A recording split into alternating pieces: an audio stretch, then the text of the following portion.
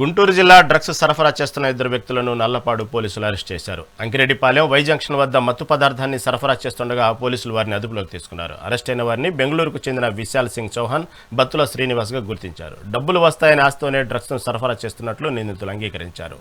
మాదక ద్రవ్యాలను విక్రయించడం, సరఫరా చేయడం చట్టరీత్యా నేరమని సౌత్ డీఎస్పీ శ్రీమతి భానుదయ హెచ్చరించారు. ఇటువంటి కార్యకలాపాలకు పాల్పడే వారిపై కఠిన చర్యలు తీసుకుంటామని స్పష్టం చేశారు.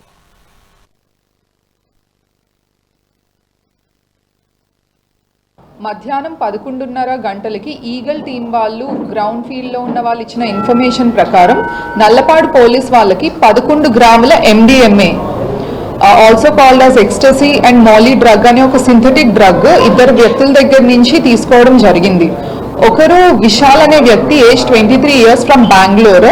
ఇతను సంజయ్ అనే వ్యక్తి నుంచి బెంగళూరు నుంచి దీన్ని పర్చేస్ చేసి గుంటూరు వైపు వచ్చారు. ఇతన్ని పిక్ చేసుకోవడానికి వెళ్ళిన person Battula Srinivasarao, again age 24 to 25 years మధ్యలో ఉంటుంది.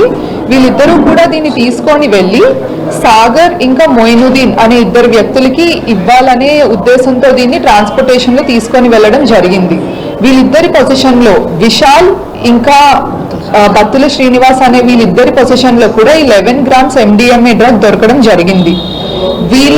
వీళ్ళెవరికి అమ్ముదాం అనుకుంటున్నారంటే ఫార్వర్డ్ లింకేజ్ లో సాగర్ ఇంకా మొయినుద్దీన్ అనే ఇద్దరు వ్యక్తులకి ఫార్వర్డ్ లింకేజ్ లో అమ్ముదామని అనుకున్నారు.